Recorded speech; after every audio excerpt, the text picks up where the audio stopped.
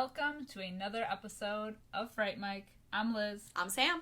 And this week, we're in a new month. That's right, a new month! New month, new theme! New theme, who dis? All month long, we're going to be talking Gothic Horror, which... We're in our element. Yo, no, we're in our element. We're in our element. As two former goths. Former? As two current goths. I am a... Clearly. Yeah. We have been dying to do this month for so long. It's been on the docket, so to speak. Yeah. Yeah, I'm excited. I'm so excited. I'm so hyped. I'm hyped for this movie. I'm hyped for all of our movies. This month is going to be just me shitting myself with, like, glee. Yeah. I'm just excited. I'm so excited. Yeah, we've been waiting for this moment for so long, and here it is. I know. And two movies came out in the 90s, at least. I saw both of them in the theater. I'm very excited. They're two long-time loves of mine. I can't wait. I'm so stoked.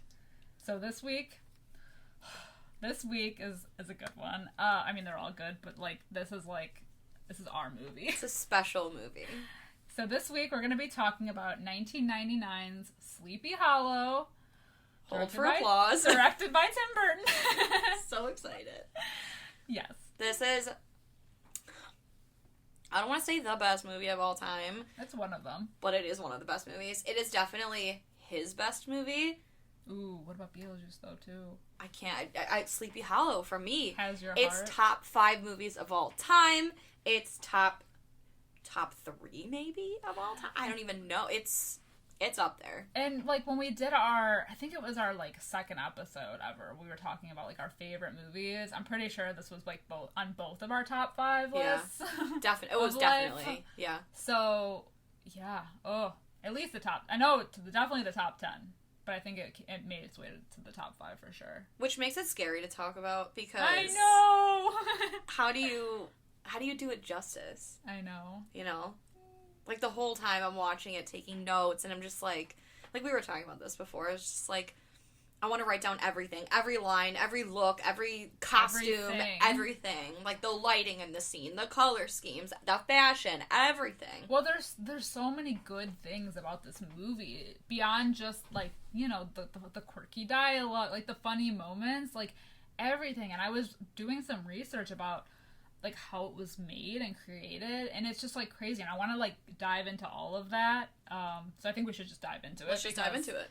Like, but do you remember your first time seeing this movie? I do. I actually remember seeing the trailer for this movie, like, when I saw another movie back in the 90s. Well, do you remember what movie that was for? Like, no. What trailer it was on? Or what movie the trailer was on? Oh, I don't remember. The fucking trailer for this movie sticks out because it's like that deep movie voice, and it's just like, heads will roll. In a world. Yeah, exactly. That guy. I saw this movie in the theater at the Bremen Town Theater, which no longer exists. But it was my aunt, her boyfriend, my brother, my sister, and I, and my grandma. And my aunt and her boyfriend were going to go see Sleepy Hollow, and my grandma was, like, offering to take whoever wanted to see the Pokemon movie. She was going to go do that. And my aunt was going to say Sleepy Hollow. And I was like, no, I'm Sleepy Hollow. Yeah. Over Pokemon? Like, that's no contest. And so my sister and I saw Sleepy Hollow, and my brother went to see the Pokemon movie, and my grandma fell asleep in the theater. As we would all. Honestly. I can't even remember the time, like, the first time I saw this movie. I have no recollection. There's just like nothing that comes to mind. I don't remember seeing it in the theater. I might have. I just remember seeing the trailer, like, very vividly seeing the trailer everywhere. I remember seeing the giant, like, standee in the theater, but I have no recollection of watching it. It was like one day I just was like, I've seen this movie and I love it. Yeah. Sometimes it is very that. Like, I don't know why. Yeah. My brain is, like, fuzzy. The 90s were a blur. It's like you never knew a time without it. Yeah. But I'm glad it's here. I'm glad too. I've seen it, like, a million times since it came out. So... The greatest Valentine's Day gift I ever received was, like, obviously we used to work at a movie theater, so getting the posters for the movie was a perk of the job, and you'd get your favorite movie posters. Well, obviously I was 9. I mean, that's not obvious, but I was 9, or 8 going on 9, when Sleepy Hollow came out, so I don't have the poster. But I mentioned to Luke, I was like, it'd be so cool if we had the poster for the movie, and he ordered it for me, and now it is framed. It is the centerpiece of my dining room. It is my pride and joy of my house. The centerpiece of your home. It is. It's the heart of the home. Yeah. It's the tree of the dead of my home. Yeah. Yeah. It's a beautiful movie. Beautiful. I know. All right, well, we'll start talking. Let's get into it because I feel like we could gush. We're going to gush. We're going to. Obviously, but we could be more structured about it. So should we do the ratings? Yeah. So we'll start with the ratings. 7.3 out of 10 on IMDb, which is like, if you've been listening to our podcast for some time, usually what we review goes into like the 6.5 and below. Yeah, they're not heavy hitters over here. No, even though they're movies we like, it's pretty rare when we get a like 7 and above at this point. Well, I just feel like horror movies in general, they don't go over well with the public. They don't rate very high, even if they do with the horror community. Yeah, they're just not. I don't know. But that's the thing. Oh, and I could make like a whole episode about that. Is like there are like a lot of horror movies that do have like really good stories to tell. Like they're not all like cheap jump scares like a lot of people might think if they, don't watch horror regularly. I would consider this to be one. I mean, like it sucks that horror isn't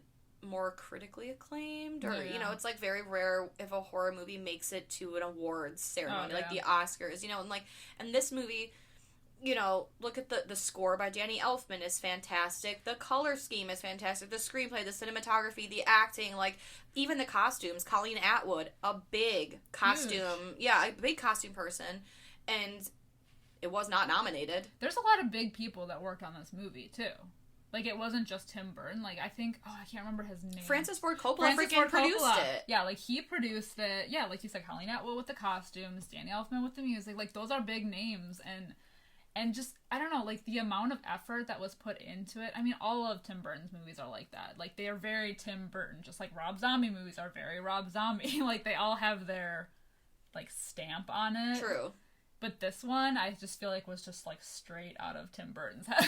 I feel like this movie is peak Tim Burton. Oh, yeah. Like, there's no, in my mind at least, there's no topping this movie. We should look and see, because I don't remember what came out, like, before and after. Because I know at some point, and I think it was in the early 2000s, is when he started making, like, the duds. Like, Charlie and the Chocolate Factory, the, like, Alice in Wonderland, and, like, and it was still him teaming up with Johnny Depp, which was, like, good. Like, there's just, like, some hits, a lot of misses. Like, a lot of misses. But the hits are, like, really good. And it's, like, peak Tim Burton. It's kind of like M. Night Shyamalan. Like, he peaked with Sixth Sense. Yeah. And everything after that... I won't say everything. I like Signs. Mostly everything after that.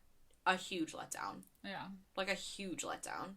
And that's the problem is, like, even though he's got a specific style... doesn't necessarily make for, like, a great movie the same way Rob Zombie. And I love the Rob Zombie, not all of them, but I love Rob Zombie movies in general. I like that kind of grindhousey, like, look. feel. Yeah, like the feel to the movies. I like that it's kind of like a long music video. I do like House of a Thousand Corpses, one of my favorite movies. Devil's Rejects, fantastic. I didn't even mind, like, 31 I thought was pretty decent. The 3 from Hell was pretty good. What's that? Lords of Salem, though? Absolutely not. I could not even get through it. Absolutely not. But, like, it doesn't make it a great movie, and I feel like Tim Burton, he's just so focused on, like, stylizing everything to be, like, his shit. Then not everything pans out. Yeah, like Dumbo. Yeah. I'm good. Alice in Wonderland, it was a piece of shit. Maybe that's the problem, is that because he's so focused on that stylization that sometimes the story goes to the wayside. But, like, this, like we said, is peak Tim Burton, where there still was a good story. I mean, even though it was already a lore, which we can talk about. But he's the perfect person for it. But yeah, like he brings it to life. He did it perfectly, and the story was good, even if it was, like, not exactly the lore that happened. The story was good. It visually looked good. The actors were perfect. Like, everything was like, chef's kiss. Absolutely. And it's, like, the crazy thing, too, is the legend of Ichabod, or, like, the Legend of Sleepy Hollow, like, the Ichabod Crane, like, Disney cartoon was and still is one of my favorite cartoons of all time. Like, it was probably one of my favorite movies as a kid. It's still, like, a go-to for Halloween, especially. Yeah. And I remember being a kid, seeing the trailers for this movie, and I was like, well, yeah, I loved the cartoon. I have to see, like, the adult version. Right. Like, I was fucking 8. Yeah. But I was so obsessed with it. And it really just brought it to life in a way I never thought possible. Right. Like, he just fucking killed it. Yeah, and I mean, so, like, just to give you an idea of, like, the things that I researched, the setting. So, it's in, like, the quiet little town of Sleepy Hollow, and they built the town for this movie. That's awesome. Like, they built the buildings, everything around it. I mean, obviously, it has, like, a filter over everything, to make it look, like, gloomy and everything. You know, gloomy. I wish I lived in that filter. I know! I was reading that they put, like, a blue filter over everything just to make it look, like, that dreary and everything. But, yeah, they built this town, and then when the movie was done, they tore it down. Sad. Yeah. So, I mean, and it's funny because I'm planning on taking a trip to Sleepy Hollow, hopefully this year, and I was reading that, you know, like, the covered bridge, that actually isn't there. Like, they didn't have those, they just built it for the movie. Oh, wow, okay. They never needed them, so that was just, like, a choice. I love that. But, I love that. Yeah, it's so cool. So it's so cool that they built an entire town surrounding this movie. I like when they do that. I like when they do stuff like that. It's my problem with a lot of movies these days. Like, everything is so CG, you know, and, like, graphically affected, and you just end up, like, I appreciate it more, or, like, at least as an actor. I mean, I'm not an actor. I never want to be, but, like, if I were an actor, it's so much different to interact with, like, an actual set. Yeah. I feel like you get such a different performance than to interact with, like, a man in a green suit, or, like, a green background. Like, what am I fucking looking at? I mean, you do have to do more work when it's like that, because you're, like, literally talking to someone in a green suit, and that's it. Or, like, pretend that something's there. But I feel like if you're in a movie like Sleepy Hollow, where you're showing up to the set and it looks like how it's going to look on the screen, you have such an easier time getting into character, like, being there, you know? Yeah. Yeah. It's perfect. Yeah, I think that's I lost track of what I was going to say. I know. I just get so caught up in, like, the gushiness of it. I know. Yeah. I didn't even do the freaking Rotten Tomatoes Oh my god, rating. yeah. I know. 69%, which is high, but it's also criminal. Yeah. I thought it would be higher. Same. It's fucking upsetting. I don't know, like, I guess I don't know when the popularity of using Rotten Tomatoes comes in. Yeah. Because there are older movies with high scores, but I don't really know how much you can trust Rotten Tomatoes. I never do. I feel like Rotten Tomatoes was kind of, I don't remember when it came out, like when it came to be or when it was popular, but I feel like it was meant more for newer movies. I feel like if you go on there at any other time to look at something, like, older, especially from, like, the 90s and less, you know, it's not good. It's never good. No. It's never good. I know. Well, let's get into it. For the 50th Let's get into time. the actual movie. Yeah, we'll get into the movie. So we get the iconic opening. Yes. We see a will and testament being written up, drawn out, signed, sealed, delivered. Not quite delivered, because the carriage that is delivering this will, they kind of get ambushed by a Headless Horseman.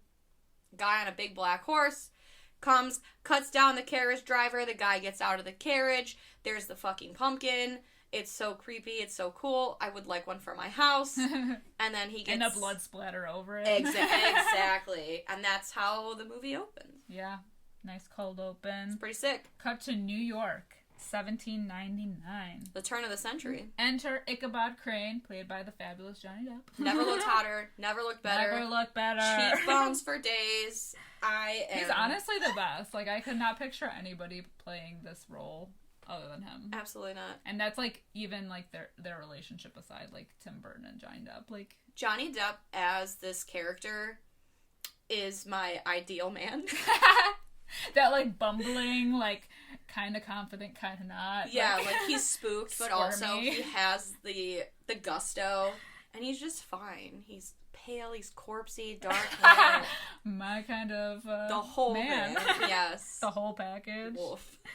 Well, he's the police constable, and off the bat, like, he's for the city, and he finds a body in the river. And it's so cute how they're like, oh, is that you, constable? And he's like, yes, but I'm not alone. I know. Was a man here. We basically see, like, the state of the New York criminal justice system, and it's non-existent. Yeah. Like, they immediately are like, oh, burn the body, and, you know, Ichabod Crane's like, well, we don't even know the cause of death. Well, it was found in the river. Cause of death, drowning, bitch. Yeah. And he was like, well, I have to cut it open to examine. And they're like, we're not savages, as they're, like, throwing that guy in the pit for stealing. Yes, they're like, what's his crime? Stealing? Throw him in the pit. Yeah, we're not savages. So basically, he's kind of like butting heads with everybody. They're in a courtroom. We've got Christopher Lee. Yeah. Christopher Lee, the head of the court. Loved. And then, I don't know if you noticed this, but there's a few shots of Christopher Lee. So, like, the big eagle is behind him, and it's like a black eagle.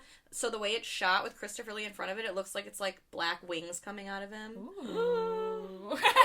I did not notice that. Oh my god. So he basically is like, yo, you got two options, my dude. You can chill the fuck out, and it is how it is. Yeah. Or... he's got too much passion. Right. Or we got a job for you. There's a town that way. It's called Sleepy Hollow. Ever heard of it? Didn't think so. 3 persons found their heads lobbed off. And off the bat, he was like, completely? And he was like, you could see him swallow. the lip quiver. He's like, yeah, lobbed off. But yet he was so willing to cut that guy open. Yeah, I know. It's so weird. Crazy. But whatever. So he's like, you know, you can go up there, you solve those murders, you come back and the murders. Exactly. So Ichabod Crane takes the job. Yeah. And then we get the fucking Sleepy Hollow theme song. Oh my god. It's so like that, like, slow build up. They're like the bassoons and the French horn. Just and then you get like the Sleepy Hollow, and it's like, yeah. So fucking so thematical. My nips are hard. Every time. Only the best here on Fright Mic. Bringing you quality content. Absolutely. All with peak maturity. Yeah, I am the most mature. Yeah. Of course. So right off the bat, he arrives and he, like, steps into, like, the party that's happening. All the townsfolk are there, and that's when he meets Katrina. She kisses him right away. Playing the Pickety Witch. Played by Christina Ricci. Now, I actually read that they did offer the role to Winona Ryder, but she declined it. Oh. What a mistake that was. What a mistake. Or was it? Well, maybe they broke up at the time. I think so. Because I know they were dating. Mm-hmm. But maybe she was like, I don't want to... You know, she is the one that got away from him. She broke his heart. Never forgive. I don't like her. Yeah. I don't like her. I mean, I do like her, but I don't like her. They were a cute couple. They were together. I mean, I feel like we would have been a better couple. It's fine. That goes without saying. Yeah. But, you know. He's only like 20 years old. He was old. Yeah, I was going to say, 99, I was not of dating age. I was a hot kid. I was not. Hot child in the city. I wore sweatpants as my regular attire. I had horse pants, but I wasn't a horse girl. Explain. I remember they were so fucking ugly. I had frizzy hair. I mean, I still have frizzy hair, but, like, I had unkempt frizzy hair. Yeah. I was not Johnny Depp's, like, MO. I was not in his sights. That's fair. I don't even know how old he was by this point, but too old for me. Not now, though. It's hot as fuck. I'd still tap that. I would hit that and continue to hit that. I would never quit that. I would never quit. So he meets Katrina at the party, and Baltus. Yeah, so Baltus Van Tassel, one of the oldest families in Sleepy Hollow. Yeah, there's, like, the two main families. There's the Van Garretts. And the Van Tassels. And the Van Tassels. And Christina Ricci plays Katrina, who is Baltus's daughter. Yes. So, he's like, hi, I'm the constable. Nice to meet you. And he's like, oh, sick. Stay at our house. Love to have you. And then once you're settled in, come meet the boys. The boys with a Z. Yeah. So after Johnny Depp, like, gets all settled. He meets the servant girl, Sarah. Servant, not my word, from the movie. She's like, thank God you're here. And then he goes and he meets, the boys, with a Z. The boys club. We've got the Reverend Steenwick. We've got... Oh, and he's played by the principal from fucking Ferris Bueller. Yeah. We've also got Dr. Lancaster. The notary Hardenbrook, yeah. And then Magistrate Phillips. Yeah. So we got the boys. The white powder wig boys. And they're basically like, this is where we set up what's happening, the lore of it all.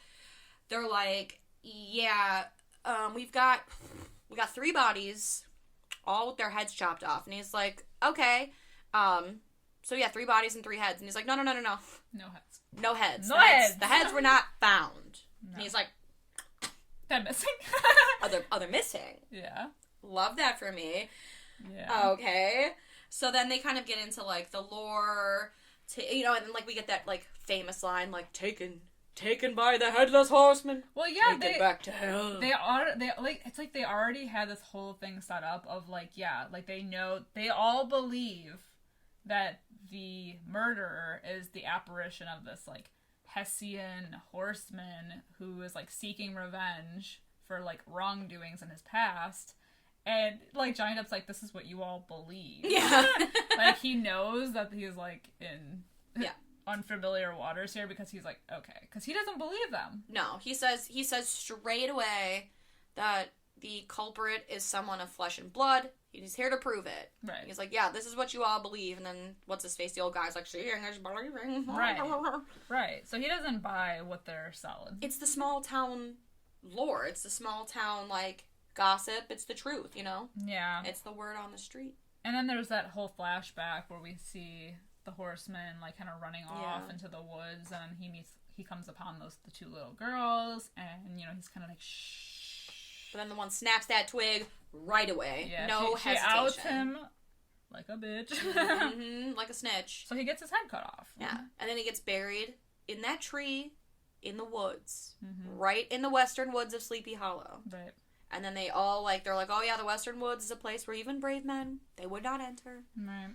So that's kind of what he's given for the time. Off the bat, that night is when the 4th murder happens. Yes. So things are, like, still Straight going, away. man. Yeah, things are going strong. They do not let up just because some fucking constable from the city has come in. Yeah, so we get, what's his face?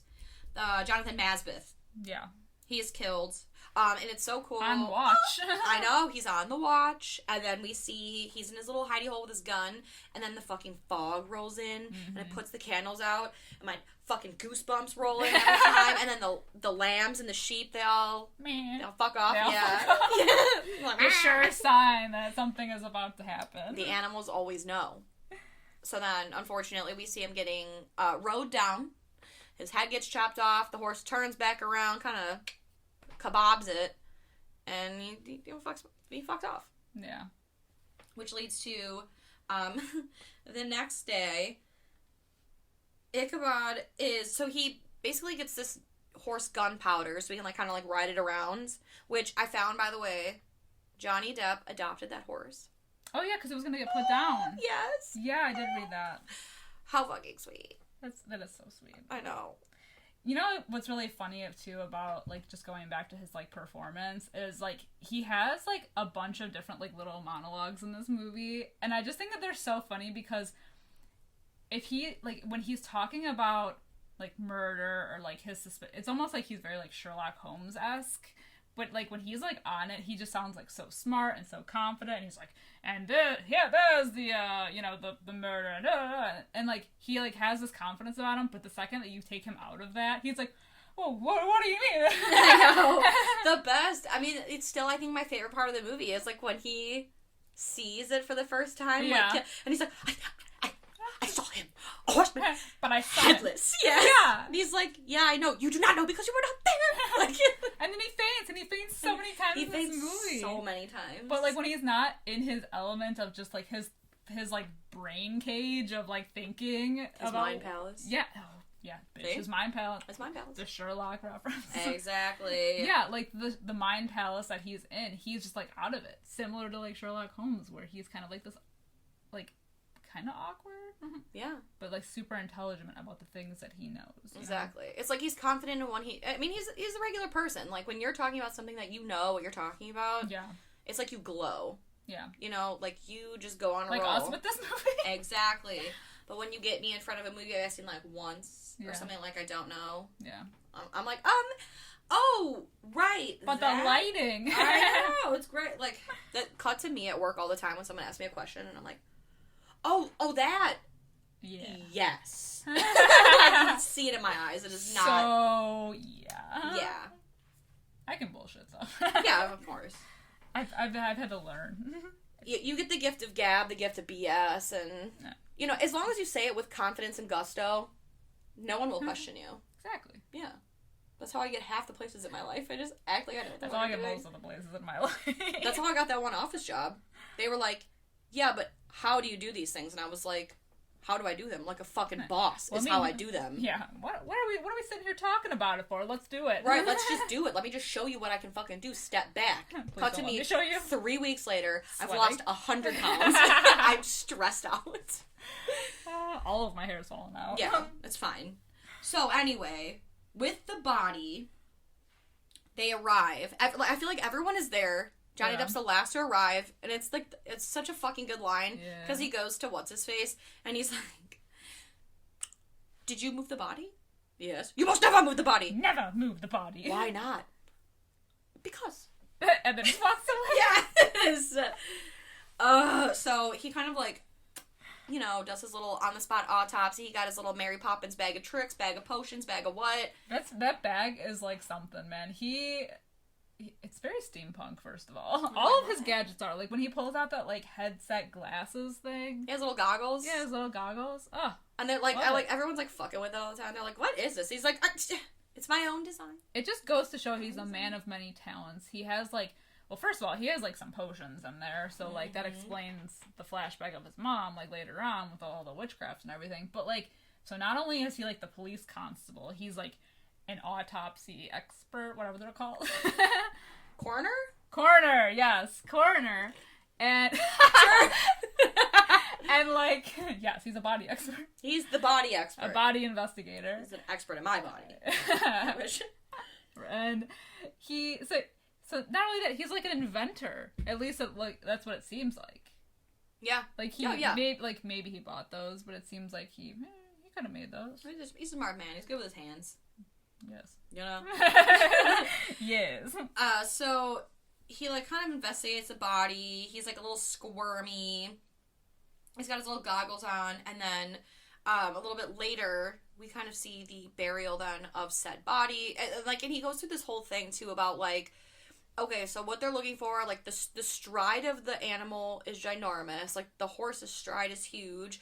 It looks like he rode Jonathan Masbeth down, chopped his head off, turned around, came back to claim the head, and then the sword cauterized the wound immediately. Like, the flesh was not burned, not singed. It was just, like, fucking clean off. It was a clean cut. Like dandelion heads. Yeah. Is what Christopher Lee had said. And I quote. So, yeah, later that day, they've got the funeral. Right. For Jonathan Masbeth, which is where we meet young Masbeth, who then becomes Johnny Depp's kind of like sidekick. Right. And we also find out some info, yes, from Magistrate Phillips, I think. Yeah, who tells him that there weren't actually 4 bodies, there were 5, but 4 graves. Exactly. Which prompts him to do a little investigation. He digs up all the bodies. He's a little gaggy because who wouldn't be? No one was embalming anything. You know? They didn't do anything with those bodies back then. No, that shit was pure. So it was Peter Van Garrett, his son Dirk Van Garrett, Jonathan Masbeth, the widow Winship. Yeah, the widow Winship, who doesn't have a first name. Just widow. Just widow. Yeah, it's fine. Who cares? And the other body was, well, he notices the laceration on her stomach. Mm-hmm. So that's when he brings her body in to be investigated. And I fucking love it. I love this scene. He's just like, by the time he's done, because he like shoos everyone out, and he comes out with everybody like an audience, and he's covered in blood, and they're like, my God, man, what have you done to her?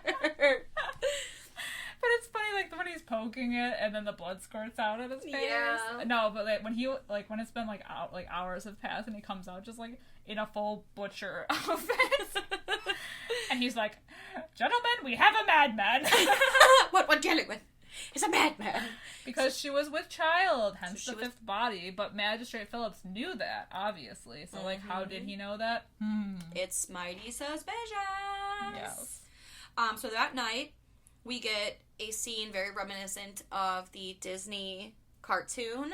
Ichabod Crane is, he's riding gunpowder down the bridge, and we hear, like, kind of like the wind and the willows and, like, the frogs and everything, and it sounds like they're saying Ichabod, and it's, like, all echoey.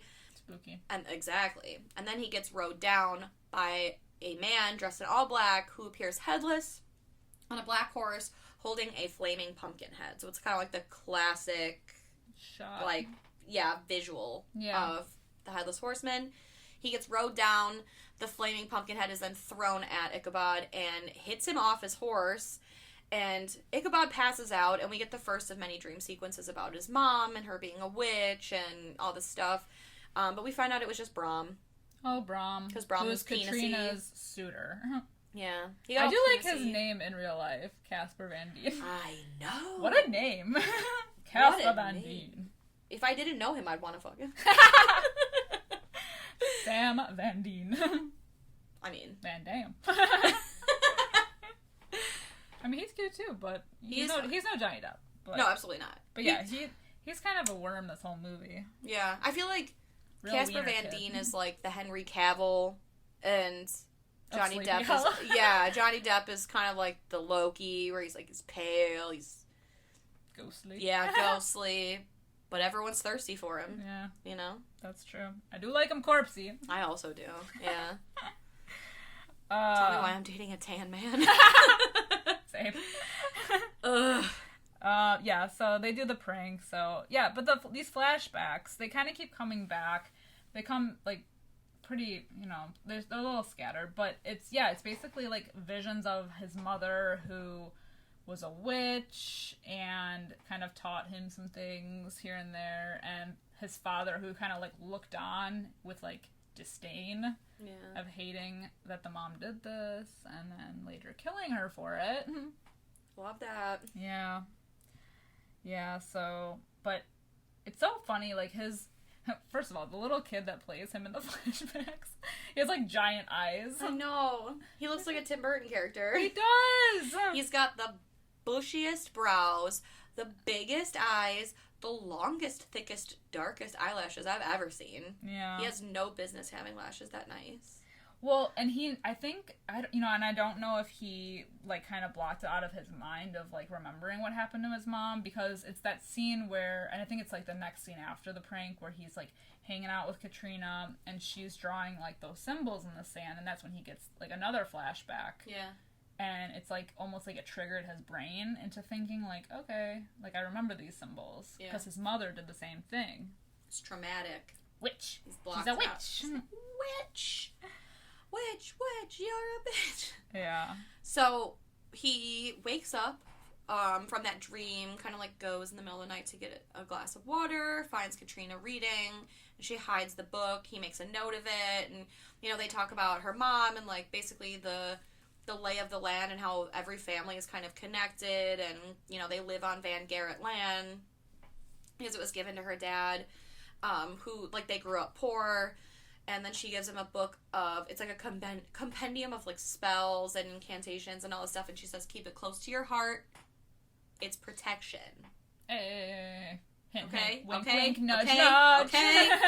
And then she says, oh, yeah, I grew up poor in a cottage. It's not far from here. If you want, I can take you there.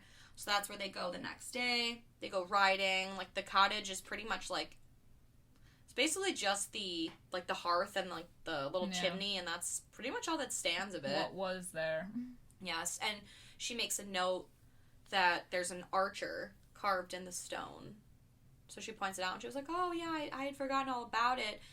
And they kind of do this whole thing where they talk about, like, magic and everything, and they see a cardinal, and there's I feel like the cardinal's a big symbol. First of all, in this movie it pops because it's red. Yeah, whereas everything else is very, like, black and gray and dreary, and then there's just this, like, one red bird. Exactly. And I feel like, you know, because it's a bird, birds symbolize freedom.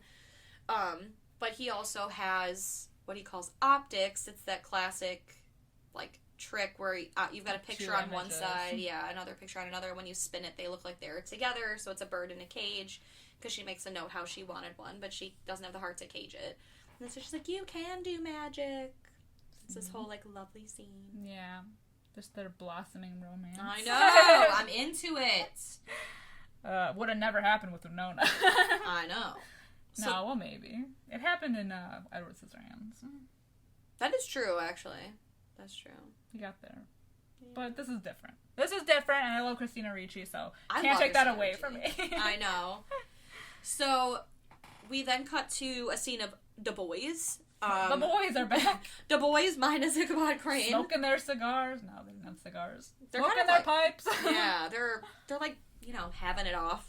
Yeah. Having a go. Well, he questions Magistrate Phillips on, like, how he knew the information about, the widow. The widow. Yeah, well, that's because he's trying to skip town. Yeah. Yeah, because they're all, like, arguing, and Ichabod's kind of, like, spying, and he's like, what are you doing? And then the magistrate, he's, like, up on a fucking donkey cart trying to get out of Dodge. Trying to yeet on out of there. Exactly. And Ichabod Crane's like, whoa. Where are you fucking going? You've got information. You got it. I want it. But because he said he took an oath, he's not telling him who. He knew about the widow being pregnant. He is not the father. He knows who the father is, but he's not giving that information up. And unfortunately, he never will get the opportunity, because before Ichabod can question him any further, the Headless Horseman then comes out of nowhere, rides him down, and cuts his head off. The head then rolls, hence the heads will roll tagline. And it lands right in Johnny Depp's lap. And then he kebabs the head, and Johnny Depp passes out once again. That's a good scene. I think that was in the trailer, too. It is. From what I remember. And then it cuts to, like, so that's my favorite scene is the next day, or, like, that night, when he, wakes up, he's in the bedroom, and he's, like, all crazy. And he's like, I saw him. A horseman. Headless. And they're all like, yeah, that's what we've been telling you the entire Yes. time. But he never believed it until now. I like that they're all literally like, I know. We told you. And he's like, no. But you haven't seen him, and I have. You don't understand. Yes, I know. You did not know because you were not there. And he's looking. Like, yeah. He passes out again. Literally, I feel like he would be me, though. I think he was actually, like, he trained himself to pass out. I think I read that. That's incredible. That Tim Burton said he's, like, the best fainter in the business. Like, he, like, can faint on the spot. Until I show up. Watch this. Until I haven't eaten all day. Exactly. And I show up anywhere. I'm so stressed out I could pass out at any minute. Right. Okay, so then we get more dreams. More dream sequences. Him and his mom, they're floating in the woods. They're having a great time. She's just, you know, doing her witchy shit. And then here comes the dad, and he, like, kind of, like, throws her in her drawings, and he's like, you fucking witch! Yeah. You goddamn witch! Now, something that's interesting about this, and I feel like I've told you about this movie before, but I don't know if you watched it, because one of the things that I was reading was that Mario Bava was, like, one of Tim Burton's, like, biggest inspirations for this movie. He wanted it to be very, like... Black Sunday. Yeah, I was gonna say black, so this is where I'm going with that. Because of the, what's it called with the thing? The, what, composition? No, the iron, where did they put the mom? With the holes the Iron Lady. Yeah, the Iron Lady. So she gets her head, you know, she gets stuck in there, and they slam the door, and then she's got, you know, even when he goes to open it to see where the mom went, and she's got the holes in her face. Yeah. That, you know, that happened in Black Sunday, so I think that was, like, a connection he was trying to make there. Absolutely. Because the girl in that movie was deemed a witch, and the same thing happened. I can see that. So then when they dig her up, she's got the holes in her face. Little homage. Yeah. Crazy.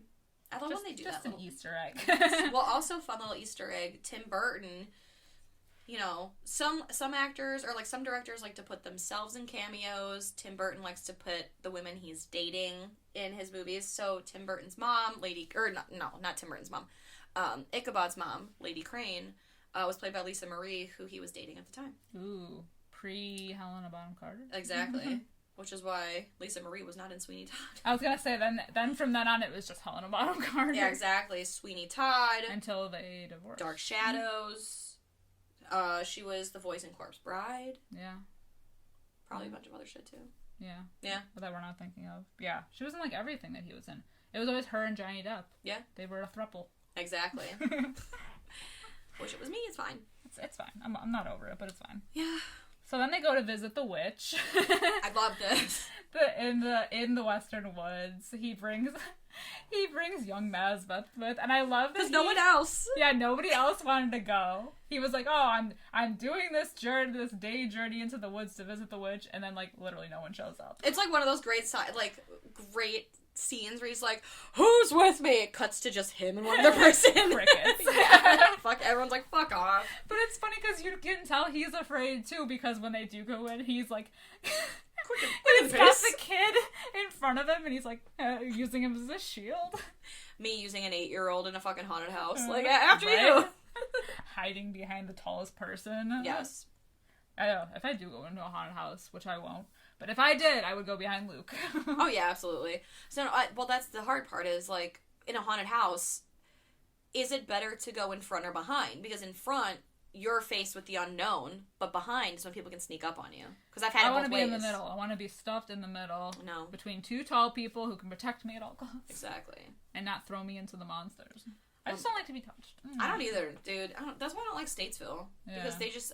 somebody put his fucking tongue in my ear the one year. Oh, yeah. I don't even think they were allowed to touch you. That's a violation. I didn't sign up for that. I don't like it. I'll watch horror movies all day, every day. I don't want to be in one. Yeah. Don't touch me. First of all, especially in a post-COVID world, gross. Oh, yeah. But second of all, don't fucking touch me. You don't know if I'm a psycho. Yeah. What if I have lice? Ew. Lice, mice, rice, bed bugs, leeches. Yeah. That's disgusting. Yeah, what if I have leprosy? You don't know. What if they do? Well, exactly. Exactly. Yeah, the guy putting his tongue in my ear, disgusting. Yeah. How do you like my earwax, bitch? Aww. Just kidding. Anyway, back to the movie. So the witch, it's so funny because this movie is so like the setting of it is not really, it's not CGI so much, it's just it has that like, that filter we were talking about. This scene though with this witch is so CGI. And I won't hear about how bad it is. It's fantastic. No, it's not. Who cares? No, it's not. I do enjoy it, but it's so funny that it's just like know. this random thing that happens in the middle of like this like already like scenic movie. And you know what? I do like it though, because I like how she looks. I do too. She looks, and I remember even being a kid in the theater, didn't scare me one bit. I was like, this is fucking cool. I'm gonna grow up and be this person. Yeah. And I did. It actually reminds me of some of the creatures from like Beetlejuice. Yeah.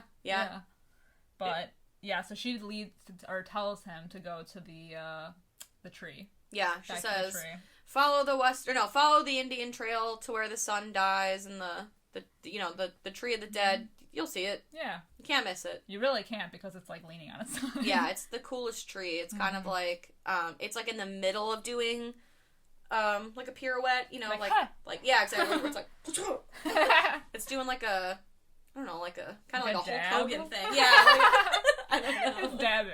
The tree is dabbing. But it's called the Tree of the Dead, which is already badass. Cool. I mean, so then she tells him to go to the tree and climb down to the horseman's resting place. Damn straight. You can't miss it. It's cool though, because when he goes, he like notices that there's like blood dripping from it, so he starts like hacking away at it, and it's just like there's just blood coming out of it. It's incredible. Squirting him in the face. Oh, also along the way they meet Katrina, because she decided she's gonna be one of the boys now. Yeah. She's brave enough. Exactly. But yeah, when he's hacking away at it, and then he like kind of like messes with it, and then all of a sudden it like opens up and all the heads come out. It's sweet. It's a good. Yeah, I like it. Scene. They all kind of like bum rush. They're like, blah! Yeah, but he like basically discovers that he's like, oh, the soil here, it's loose. It's been freshly tilled. And realizes he's like, this tree is a gateway. Which we do see quite literally, because first of all, they dig up the horseman's like resting place. His skull is missing. So they deduce, like whoever controls the horseman has the head. So get your hand on that head, you control the horseman. So he's kind of like, well, I was right. the horseman is controlled by someone of flesh and blood, although it is a ghost. Right. You know, and then he must have been called upon because then, like, the trees get all, like, you know, it's all windy, and then the clouds roll in, and then there's a lightning strike, and then we see him on his horse just, like, emerge from the grave. Yeah, the grape, the head thing. Yeah. Looks like a bunch of grapes, you know. Real grapey. Yeah, real grapey. So he's taking heads until he gets his own restored. Exactly. And I think at this point, isn't this where he goes after the Killian family? Scene with the midwife. Mm-hmm. Yeah, the midwife. He goes, oh god. This is, like, actually kind of, like, a creepy scene. Just because he, like, goes to the house, intends on killing, so he kills the man. I think, and the only reason that he kills them is because they were part of the conspiracy, I'm pretty sure. Yeah. And so, yeah, so he Well, because they, basically, like, the midwife kind of, like, gossiped in front of her husband, so it was kind of like they knew too much at that point, so they had to get gone. As long as, like, if they hadn't have said anything to Lady Van Garrett, or Van Tassel, they would have been fine. Right. But because she found out about it. But he goes and he kills the husband, then he kills the wife, and then they have a young child, too, like a son, and she, like, automatically, like, knows something's wrong, so she, like, has him hide under the floorboards, and then, like, so the little boy is, like, looking up through the slats of the floorboard, sees the mom get her head cut off, and then her head, like, rolls, and the eyes line up with the slats, like, looking down at him. Oh, creepy. Yeah. So we're like, okay, they're not gonna kill a kid, because the kid's under the floorboards, he's safe. No. The horseman collects the heads, walks out the door, and realizes that the little boy is still there, so he turns back around and kills the kid, and we see him stuffing the kid's head in the bag. Like, it's brutal. Yeah, no one is safe. Yeah, it's a crazy scene. I remember watching that when I was younger and being like, oh god. Yeah. Especially just because of the eyes looking through, like, almost it's like spooky. Yeah. Sorry for the texting. I just had somebody was at work was texting me. Oh, no problem. Emergency. But yeah, so it was just like but yeah, no, it's a good scene, especially because, like, they put the lantern on, so it's like putting all the shadows around the room. Yeah. While it's happening. Yeah, those are really cool. Yeah, like a little nightlight. So unfortunately, we've got ourselves 3 more victims. Yeah, but so the hypotheses around all this is that the horsemen, like, the kills were linked to the conspiracy, and I think this is when he goes to visit, like, the notary person? I think it's this is when he puts together, like, he finds all the documents about who is it, Peter Van Garrett, who had secretly married the widow. Yeah, so, like, oh, and then, like, even before that is, like, the Brom fight scene, too. Because Johnny Depp kind of pieces together that, like, okay, he's only going after certain people. Johnny Depp's been in the vicinity so many times without getting killed. Like, he's clearly going after specific people. And then Brom is trying to fight him, you know, and be like a man. And Johnny Depp's, like, kind of like, no, he's not after you. They still fight. It, like, basically results in this, like, 3-way fight where Johnny Depp gets stabbed in, like, the shoulder chest area. Unfortunately, and it's, like, a really cool scene too, because, like, the horseman disappears and then they hear the footsteps. Oh yeah. But then the bridge is empty and then he kind of appears behind them and they're fighting with these, like sickles or scythes, or I don't even know what they are. But basically Brom gets, like, cut in half. And he is the only person in the movie to be killed outside of basically the I mean, wishes. He was egging him on. Yeah, so, like, it does show that the horseman, he has a limit, as we all do. Right? Ghosts have limits, too. Yeah. But yeah, so this is where he goes to, like, I think, it's Notary Hardenbrook, right? Yeah. And he's like, yo, what's good? So, basically, Peter Van Garrett had secretly married the widow. Yes. Because he left everything, like, he rewrote his will and left it to her and her child. All of the victims, minus Brom, were either beneficiaries to the will or they were witnesses to the new will. And that's kind of why Ichabod pieces together that whoever controls the horseman is in line to benefit from the old will, rather than the new one being drawn up. So she or he, whoever it is, wants to rid all traces and knowledge of this new will. Right. And Notary Hardenbrook has the will. Right.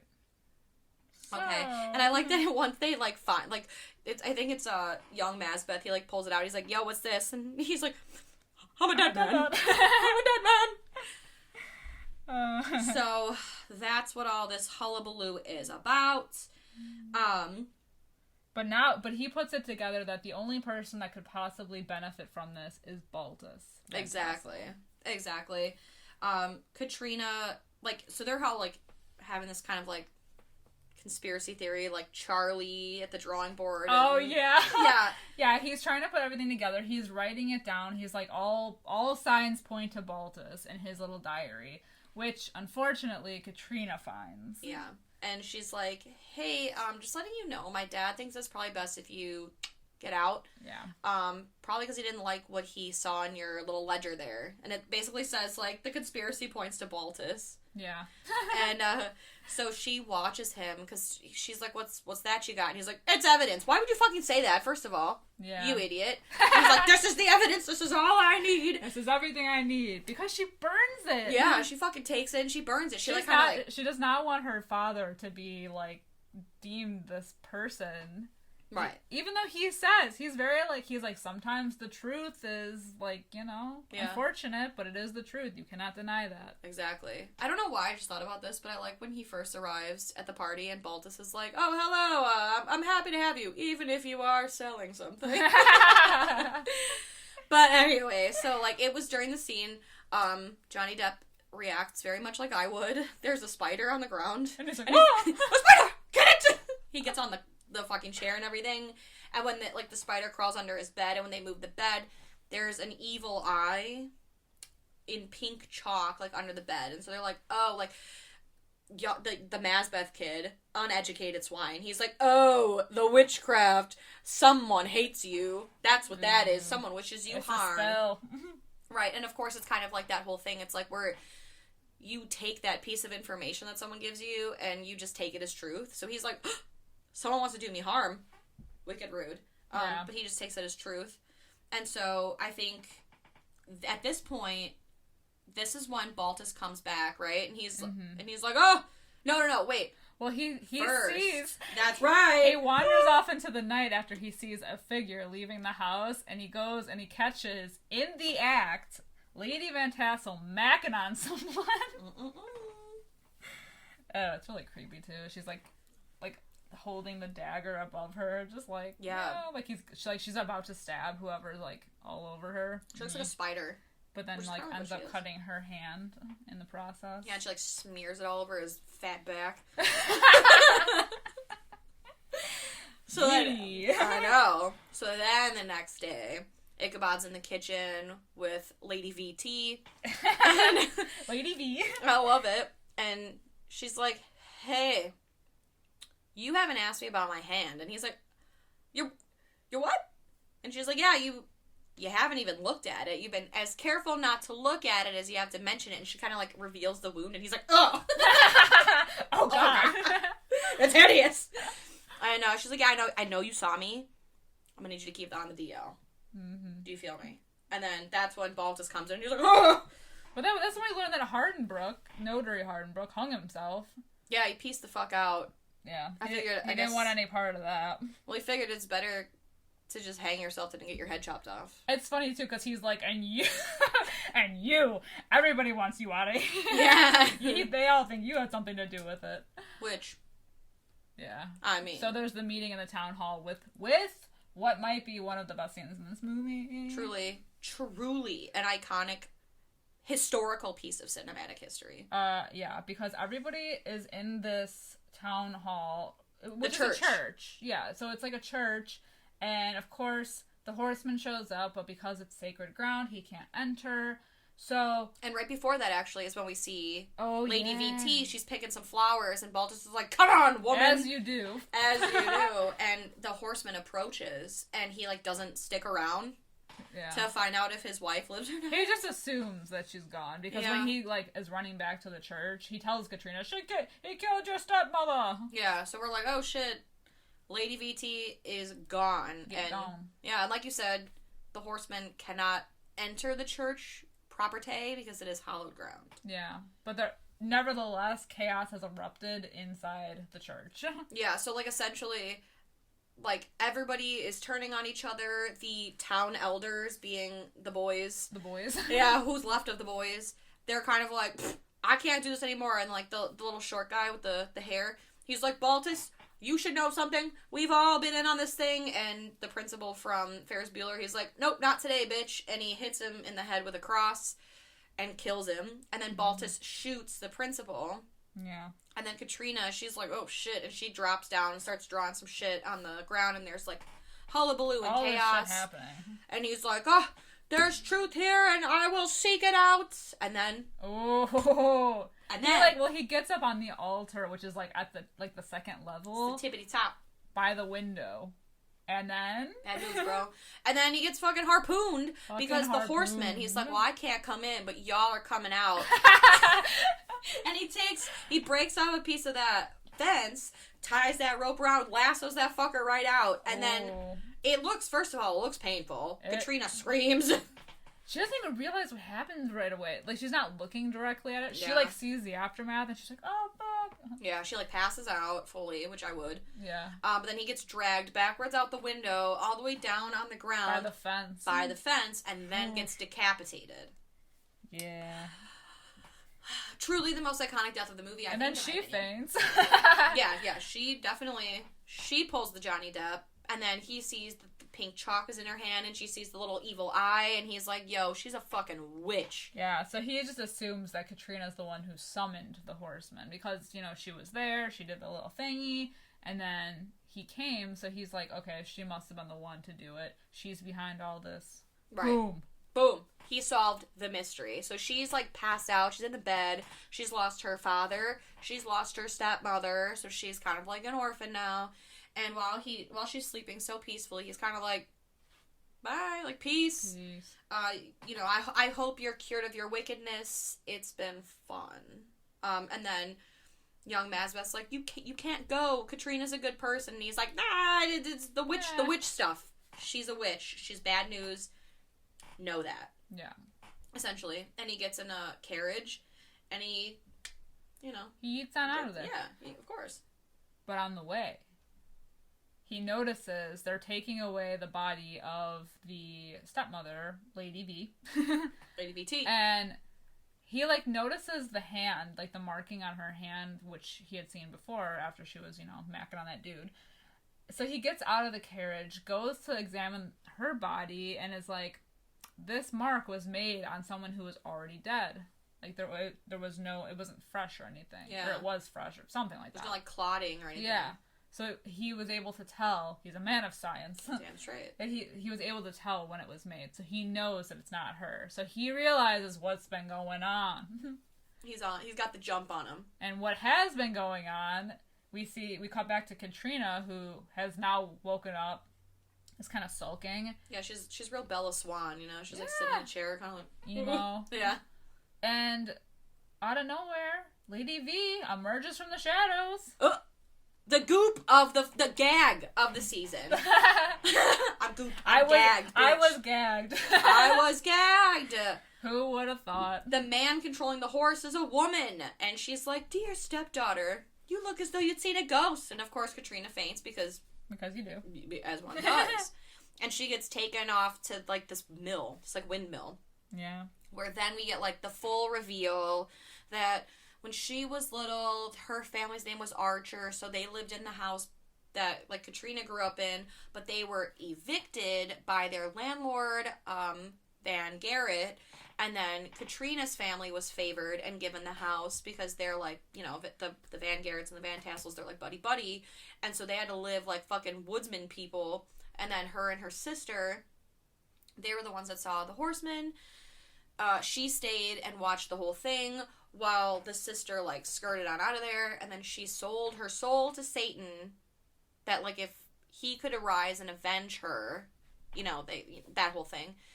And she was like, well, you know, like, Katrina's like, well, you have everything now. And she's like, no, because you're alive. I get everything in the event of your death. I feel like she should have started on her earlier, but whatever. I mean, you know, it just seems like the logical thing to do. Mm-hmm. Whatever. Leave her for last.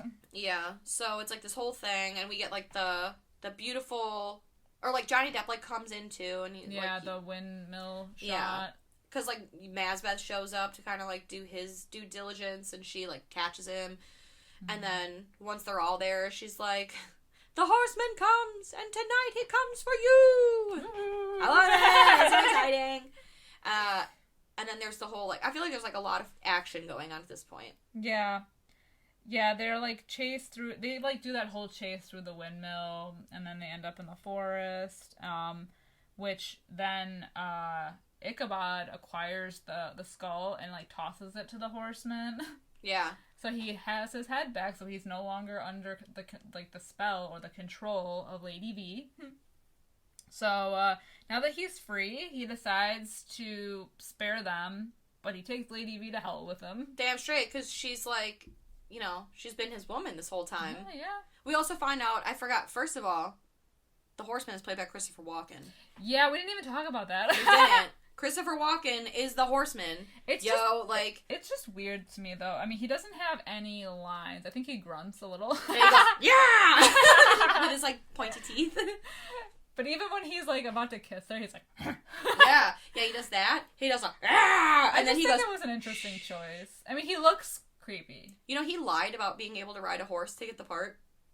Hey. I mean, you do what you gotta do if you want to be in a Tim Burton movie. I did what I had to do, yeah. But, like, yeah, it was an interesting choice. I'm not saying it was a wrong choice, but it was, like, just weird that... I liked it. They wanted him, and he looks really creepy. Like, creepy as fuck. That's probably why. The teeth. Yeah, that's probably... They were like, who looks crazy, but isn't Gary Busey? Christopher Walken. Could have been. I know. Just a strung-out horseman. Yeah, I feel like there was a second point that I was gonna make. It's gone, so who cares? And it's gone. Yeah, so he takes Lady V to hell with him in the tree. Sorry, I just remembered the other... Yeah, the other point was we find out that the witch from the woods knew where the horseman was buried, that's Lady Van Tassel's sister. Right. And she decapitated her with an axe. Mm-hmm. The same way she did the servant girl Sarah. Yeah. And that's whose body it was that they thought was the... was a Roland. Yeah. Yeah. Yeah, so he takes her to hell. It's such a cool scene because, you know, they like, the tree opens up and they, like, fly through there, but, like, you can see her hand reaching out. Yeah, and it, like, just kind of closes, almost like in a come here motion. Yeah. Ooh. So good. I know. But then we're, like, backed out of Sleepy Hollow, so that whole, like, opening scene where the credits are rolling and we see them going through, like, the woods and all that shit, we're kind of, like, rolling the other way now. Yeah. And they arrive in New York City. Is it 1800 yet? I don't know. Sure. Yeah, it's gotta be because it was 1799 in the beginning. Yeah. Time has passed. Exactly. Time marches on. Exactly. Time waits for no one. Yeah. And it's Ichabod, Katrina, and they've taken young Mazbeth. Yeah. Yeah. And oh my god, and her dress. The most Tim Burton-iest. The Beetlejuice homage. Yes. That's my favorite dress that she has. I love it. I made a Twitter post once of, like, a Christina Ricci dress in Sleepy Hollow, or, like, wardrobe of Sleepy Hollow appreciation post. I love it. You love to see it. Yeah. It's so good. So good. So that's the movie, guys. That's that. Ugh. Do we even have to go over our ratings? I mean, I think that speaks for itself. That it's definitely a 5 out of 5. It's a 5 out of 5 all the way around. Yeah. I'm trying to think if there's anything else I wanted to talk about. There were so many things, but I feel like we touched on all of them. I know. We did talk a lot. Yeah, we did. This was a longer one. Yeah. Well, this is the hard part about making podcasts about movies that we truly... Because we can gush about them for hours. Exactly. And we have. Exactly. Like, everything that I wrote down is, like, lines from the movie, or cool shots, or just, like, the... Yeah. Homages from other movies. Exactly. I did make a big note about Johnny Depp's cheekbones. So I feel like that is worth mentioning if I haven't already. They are prominent. And they are Cheekbones beautiful. for days. I know, I love it. Yeah. Yeah, so 5 out of 5. Definitely a 5 out of 5 for me. Yeah. I love this movie. I actually love watching it. I think I talked about this before when we were talking. I think we did like the Patreon episode of like our Halloween essentials. Spoiler, this is on both of ours, like a movie that we love to revisit around Halloween. It's perfect. Yeah. The atmosphere. I know. It's everything. a movie, it's a Halloween essential, but you can also watch it all year. Oh, yeah. You know, you never get sick of it. Oh, no. No, never. No. Well, if you're still here, thank you. I know it's been a long one, guys, but we want to thank you for being here, for listening. As always, you can follow us on Facebook, Instagram, and Twitter at Fright Mic Podcast. We also have a Patreon if you would like to hear more from us. You do. You want to hear more from us. Oh, you do. Yeah, we got some good stuff over there. Head over to patreon.com/Fright Mic Podcast. We're over there. If you have a moment and you don't mind throwing us a rating wherever you can, we would love that, just so we can reach more spooky people like yourselves. Yeah. 2 very enthusiastic thumbs up. 2 severed thumbs up. Yes. Fine family fun. And we hope you will join us the rest of the month for our Gothic Horror Month. We're going to be gushing some more about some good ones. If you have any guesses as to what we might be covering, let us know on our most recent Instagram post. Also, let me know, or let us know, what are some of your favorite Gothic horror movies? Because I'm always looking for recommendations. New and old. Yeah. I'll watch anything. Yeah. I'll watch almost anything. Literally. Yeah. But until next time, I'm Liz. I'm Sam. Rest in peace.